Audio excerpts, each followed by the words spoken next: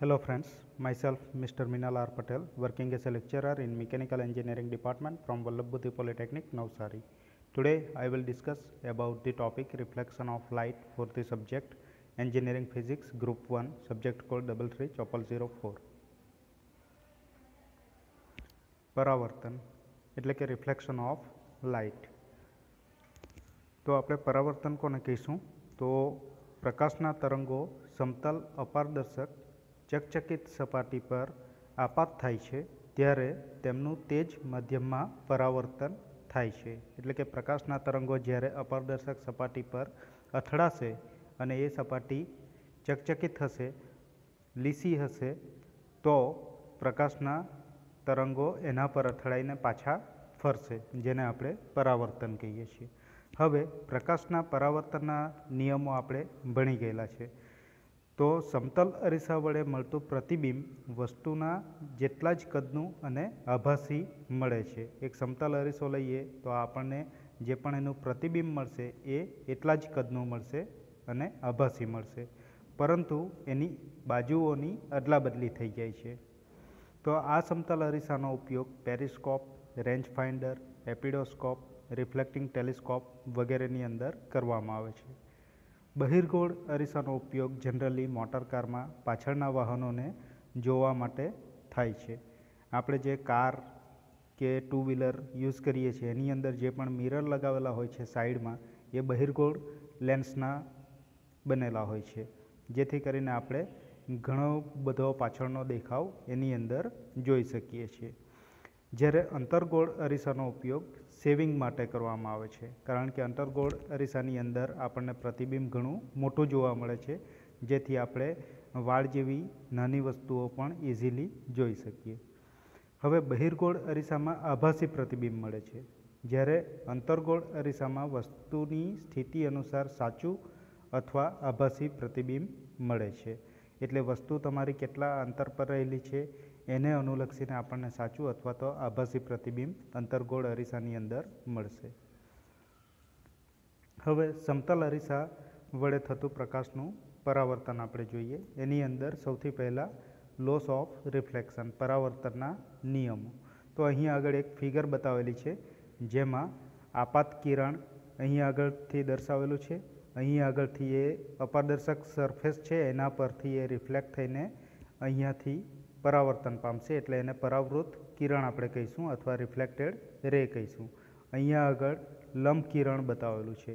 હવે આ જે એંગલ બને છે એને આપણે કહીશું આપાત કોણ, અને આ તરફનો જે આ એંગલ છે એ એંગલ કહેવાશે પરાવર્તન કોણ. બરાબર છે, ખૂણો CBD. તો આ ફિગરને સમજી લીધા પછી આપણે પ્રકાશના પરાવર્તનના નિયમો જોઈએ. તો આપાત કિરણ, પરાવૃત કિરણ અને લંબ કિરણ એક જ સમતલમાં હોય છે. સેકન્ડ, આપાત કોણ તથા પરાવર્તન કોણ સમાન હોય છે. જેમ આપણે ડાબી બાજુએ અને જમણી બાજુએ એંગલ જોયા, બે આપાત કોણ અને પરાવર્તન કોણ, એ બંને કેવા હતા? સરખા હતા. થર્ડ, આપાત કિરણ તથા પરાવૃત કિરણ લંબની સામસામી બાજુએ હોય છે, એટલે એક ડાબી તરફ હોય છે તો બીજું જમણી તરફ હોય છે. લંબ પર આપાત થતું કિરણ તે જ દિશામાં પરાવર્તન પામે છે. જો સીધું કિરણ આપાત થતું હોય તો ફરીથી પાછું સીધું ઉપરની દિશામાં જ પરાવર્તન પામશે. સમતલ અરીસા દ્વારા પ્રાપ્ત થતા પ્રતિબિંબના લક્ષણો આપણે જોઈએ. તો એની અંદર સમતલ અરીસા દ્વારા જે પણ આપણને પ્રતિબિંબ પ્રાપ્ત થાય છે તે આભાસી એટલે કે વર્ચ્યુઅલ હોય છે, પડદા પર ઝીલી શકાતું નથી. પદાર્થનું અંતર બરાબર પ્રતિબિંબનું અંતર, એટલે D0 DO equal to DI થશે. O આપણે ઓબ્ઝર્વર માટે લઈએ છીએ અને I એ O એટલે ઓબ્જેક્ટ માટે લઈએ છીએ અને I એટલે ઇમેજ માટે લઈએ છીએ, એટલે DO ઇક્વલ ટુ DI થશે. થર્ડ, તે અરીસાની બીજી બાજુએ હોય છે. ફોર્થ, તેમાં પાર્શ્વ વ્યુત્ક્રમ એટલે કે લેટરલ ઇન્વર્ઝન, જેને આપણે કહીએ બાજુઓ બદલાઈ જવું. બરાબર, તો એની અંદર બાજુઓ બદલાઈ જાય છે. ડાબી બાજુ હોય તે જમણી બાજુ થઈ જાય છે અને જમણી બાજુ હોય તે ડાબી બાજુ થઈ જાય છે. S0 ઇક્વલ ટુ SI એટલે કે સાઇઝ ઓફ ઓબ્જેક્ટ, SO કહીશું આપણે ઓબ્જેક્ટ માટે. SO ઇક્વલ ટુ SI એટલે size of object equal to size of image, એટલે થશે પદાર્થનું કદ બરાબર પ્રતિબિંબનું કદ. અનિયમિત સપાટી દ્વારા થતું પરાવર્તન આપણે જોઈએ reflection by an irregular surface. કોઈપણ રેગ્યુલર સરફેસ નથી, આપણી પાસે અનિયમિત સરફેસ છે. તો આપણે અહીંયા આગળ એક આકૃતિ બતાવેલી છે જેની અંદર અનિયમિત સપાટી દર્શાવેલી છે. તો આકૃતિમાં આપણે જોઈ શકીએ છીએ કે અનિયમિત સપાટી પર પણ પરાવર્તનના નિયમો લાગુ પડે છે. પણ સપાટી અનિયમિત હોવાથી અહીંયા આગળ જોઈ શકીએ છીએ આપણે કે એ બી, સી ડી, એથી બી, સીથી ડી, એ જ રીતે ઈથી એફ, જીથી એચ, પછી આઈથી જે વગેરે જેવા સમાંતર આપાત કિરણો પરાવર્તન પામ્યા પછી અલગ અલગ દિશાઓમાં ફંટાઈ જાય છે, જેથી સ્પષ્ટ પ્રતિબિંબ મેળવી શકાતું નથી અને પ્રતિબિંબ વિકૃત થઈ જાય છે. હવે જોઈએ વક્ર અરીસા દ્વારા થતું પરાવર્તન અને પ્રતિબિંબો. આગળ આપણે સમતલ અરીસા દ્વારા થતું પરાવર્તન જોઈ ગયા. હવે આપણે જોઈશું વક્ર અરીસા દ્વારા થતું પરાવર્તન એટલે કે reflection by curved mirror and images. વક્ર અરીસા દ્વારા થતું પરાવર્તન નિયમિત હોય છે, પરંતુ તે અરીસાના પ્રકાર મુજબ પરાવૃત કિરણો પરસ્પર નજીક જાય છે અથવા દૂર જાય છે. એટલે પરાવૃત કિરણો જે છે તે અરીસાના પ્રકાર પર ડિપેન્ડ કરશે.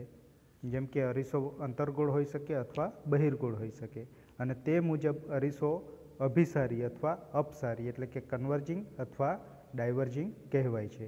એટલે કે વક્ર અરીસાના બે પ્રકાર છે. એક અંતર્ગોળ અરીસો જેને કોન્કેવ મિરર કહેવાય છે, અને બહિર્ગોળ અરીસો જેને કોન્વેક્સ મિરર કહેવાય છે. બહિર્ગોળ અરીસાને આપણે બાહ્યગોળ અરીસો તરીકે પણ ઓળખીએ છીએ. હવે સૌથી પહેલાં જોઈએ અંતર્ગોળ અરીસો અને પછી જોઈશું આપણે બહિર્ગોળ અરીસો. તો એ બંનેની અંદર કેટલાક ટર્મ્સ યુઝ થાય છે. અંતર્ગોળ અરીસો એટલે અંદરની બાજુએ વક્રાકાર હશે, અને બાહ્યગોળ અરીસો એટલે બહિર્ગોળ અરીસો તો એની અંદર બહારની બાજુએ ઉપસેલો શેપ હશે. તો એની અંદર કેટલાક પદો યુઝ થાય છે જે આપણે આગળ ભણી ગયેલા છે. એ ફક્ત આપણે ટર્મ્સ જોઈ લઈએ. તો ફર્સ્ટ આવશે પ્રિન્સિપલ અક્સિસ એટલે કે મુખ્ય અક્ષ, સેકન્ડ આવશે ફોકસ એટલે મુખ્ય કેન્દ્ર જેને એફ વડે દર્શાવવામાં આવે છે, કેપિટલ એફ. અને થર્ડ આવશે વક્રતા કેન્દ્ર એટલે સેન્ટર ઓફ કર્વેચર જેને કેપિટલ સી વડે દર્શાવાય છે. વક્રતા ત્રિજ્યા એટલે રેડિયસ ઓફ કર્વેચર જેની સંજ્ઞા છે 2f. ધ્રુવ અથવા દર્પણમુખ જેને પોલ તરીકે ઓળખવામાં આવે છે, અને એ પોલ માટે સંજ્ઞા છે કેપિટલ પી. સિક્સ્થ વસ્તુનું અંતર એટલે વસ્તુ અંતર DO ઓબ્જેક્ટ ડિસ્ટન્સ જેની સંજ્ઞા છે DO અથવા U સ્મોલ u. પ્રતિબિંબ અંતર DI એટલે કે ઇમેજ ડિસ્ટન્સ પ્રતિબિંબનું અંતર જેને સંજ્ઞા DI દ્વારા દર્શાવાય છે અથવા સ્મોલ v દ્વારા દર્શાવાય છે. કેન્દ્ર લંબાઈ ફોકલ લેન્થ, લેન્થ માટેની સંજ્ઞા છે સ્મોલ f. ફોકલ લેન્થ એટલે સ્મોલ f. અંતર્ગોળ અરીસા દ્વારા પ્રાપ્ત થતું પ્રતિબિંબ વસ્તુના અરીસાથી અંતર ઉપર આધાર રાખે છે. વસ્તુ આપણે કેટલા ડિસ્ટન્સ પર મૂકેલી છે અરીસાથી એના પર એ ડિપેન્ડ કરે છે. તે અનુસાર આપણને પ્રતિબિંબ મળશે. એટલે તે મુજબ સાચું અથવા તો આભાસી પ્રતિબિંબ મળશે.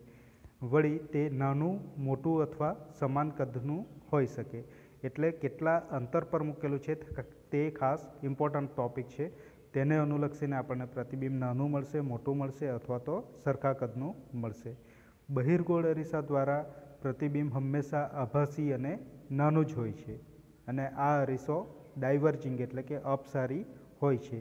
મોટર કાર, બાઇક વગેરેની અંદર જે સાઇડ ગ્લાસીસ હોય છે એ બહિર્ગોળ અરીસાના બનેલા હોય છે. એની અંદર પ્રતિબિંબ આપણને નાના દેખાય છે. એના પછી જોઈએ અરીસાઓ દ્વારા પ્રાપ્ત થતા પ્રતિબિંબો. તો અહીં આગળ બહિર્ગોળ અરીસો અને અંતર્ગોળ અરીસા દ્વારા આપણને કયા પ્રકારના પ્રતિબિંબ મળે છે એની ફિગર દર્શાવેલી છે. ફર્સ્ટ ફિગર છે image through plane. Second figure plane mirror. પહેલું સમતલ અરીસા દ્વારા આપણને કયા પ્રકારની ઇમેજ મળશે એ દર્શાવેલું છે. સેકન્ડમાં કન્કેવ મિરર એટલે કે રિયલ ઇમેજ દર્શાવેલી છે, એટલે અંતર્ગોળ અરીસામાં મળતું સાચું પ્રતિબિંબ દર્શાવેલું છે. થર્ડ ફિગરની અંદર કોન્કેવ મિરર વર્ચ્યુઅલ ઇમેજ દર્શાવી છે, એટલે કે અંતર્ગોળ અરીસો જ છે પણ આભાસી પ્રતિબિંબ મળે છે. અને છેલ્લી ફિગર ચોથી ફિગરમાં convex mirror image small and virtual એટલે કે બહિર્ગોળ અરીસો દર્શાવેલો છે અને એની અંદર પ્રતિબિંબ આપણને નાનું મળશે અને વર્ચ્યુઅલ એટલે કે આભાસી મળશે. હવે જોઈએ આ ઉપરાંત પણ આપણે આજે આપણા અરીસાના પ્રકાર હતા એ અંતર્ગોળ અને બહિર્ગોળ હતા, સમતલ અને વક્ર હતા. એ સિવાય પણ પર્વલયાકાર એટલે કે પાર્વલયિક અરીસા અથવા આપણે કહી શકીએ પેરાબોલિક મિરર્સ વગેરે પણ હોય છે, જેનો ઉપયોગ સર્ચ લાઇટની અંદર કરવામાં આવે છે. હવે અરીસાના બીજા ઉપયોગો જોઈએ તો સાદા અરીસાના અનેક ઉપયોગો છે. જનરલી પ્રતિબિંબ જોવા માટે વપરાય છે. આપણે ઘરની અંદર પણ યુઝ કરીએ છીએ આપણો સિમ્પલ અરીસો, સાદો અરીસો. અંતર્ગોળ અરીસો સૌર કુકરની અંદર યુઝ થાય છે, એટલે કે એની અંદર બધા સૂર્યના કિરણો જે છે તે એક જગ્યાએ અથડાઈને કેન્દ્રિત કરવામાં આવે છે અને એનાથી રસોઈ તૈયાર થાય છે. એટલે સોલર કુકરની અંદર અંતર્ગોળ અરીસો વપરાય છે. અંતર્ગોળ અરીસો સેવિંગ એટલે કે દળી કરવા માટે પણ વપરાય છે, કારણ કે એની અંદર પ્રતિબિંબ આપણે ખૂબ જ મોટું જોઈ શકીએ છીએ. વિવિધ પ્રકારના પ્રતિબિંબો મેળવવા માટે અંતર્ગોળ અરીસો વપરાય છે. એટલે અંતર્ગોળ અરીસાનો ઉપયોગ આપણે નાનું પ્રતિબિંબ મેળવવા માટે, મોટું પ્રતિબિંબ મેળવવા માટે અથવા સરખું પ્રતિબિંબ, સરખા કદનું પ્રતિબિંબ મેળવવા માટે કરી શકીએ છીએ, જે પ્રકારની આપણી જરૂરિયાત હોય. પાંચમું, સમતલ અરીસાનો ઉપયોગ periscope, range finder, epidiascope, reflecting telescope વગેરેની અંદર થાય છે. બહિર્ગોળ અરીસાનો ઉપયોગ સ્ટ્રીટ લાઇટમાં થાય છે. બહિર્ગોળ અરીસાનો ઉપયોગ મોટર અને અન્ય વાહનોમાં રિયર વ્યૂ મિરર એટલે કે પાછળથી આવતા વાહનો વગેરે જોવા માટે થાય છે. આપણે આગળ જોઈ ગયા તેમ મોટર કાર અથવા આપણી સિમ્પલ બાઇકની અંદર જે સાઇડ ગ્લાસીસ હોય છે તે બહિર્ગોળ અરીસાના બનેલા હોય છે, જેથી કરીને પાછળના જે વાહનો છે એનો નાનો દેખાવ આપણને અંદર જોવા મળે છે અને ઘણી બધી વસ્તુ અંદર જોઈ શકાય છે, લોંગ ડિસ્ટન્સ સુધી જોઈ શકાય છે. પર્વલયાકાર અથવા બાણાકાર અરીસાનો ઉપયોગ સર્ચ લાઇટમાં કરવામાં આવે છે. Thank you. વક્રાકાર અરીસાઓ માટે કેન્દ્ર લંબાઈનું સૂત્ર આપણે જોઈએ તો આ સૂત્ર 1/f=1/1 DO + 1/1 DI અથવા 1/f=1/u + 1/v છે. આ સૂત્રને ગૌસિયન સૂત્ર તરીકે ઓળખવામાં આવે છે, જેમાં DO અથવા u એ વસ્તુનું અંતર છે, DI અથવા v પ્રતિબિંબ અંતર છે અને સ્મોલ f કેન્દ્ર લંબાઈ છે. આ સૂત્રને F=DO DI / DO + DI તેમ પણ લખી શકાય છે. ચિહ્નની પ્રણાલી કઈ રીતે લેવી તો એના માટે આ સૂત્રમાં પ્રતિબિંબ જ્યારે સાચું હોય ત્યારે DI ધન પોઝિટિવ લેવામાં આવશે અને પ્રતિબિંબ જ્યારે આભાસી હોય ત્યારે DI ઋણ તરીકે લેવામાં આવે છે. ન્યૂટનનું સૂત્ર SO×SI = f² છે, જેની અંદર SO એટલે વસ્તુનું મુખ્ય કેન્દ્રથી અંતર અને SI એટલે પ્રતિબિંબનું મુખ્ય કેન્દ્રથી અંતર કહેવાશે. જ્યારે બીજું R એટલે કે વક્રતા ત્રિજ્યા =2f હોય છે. મોટવણી માટેનું સૂત્ર એટલે કે મેગ્નિફિકેશન માટેનું ઇક્વેશન તે આ રીતે લખાશે: M=HI /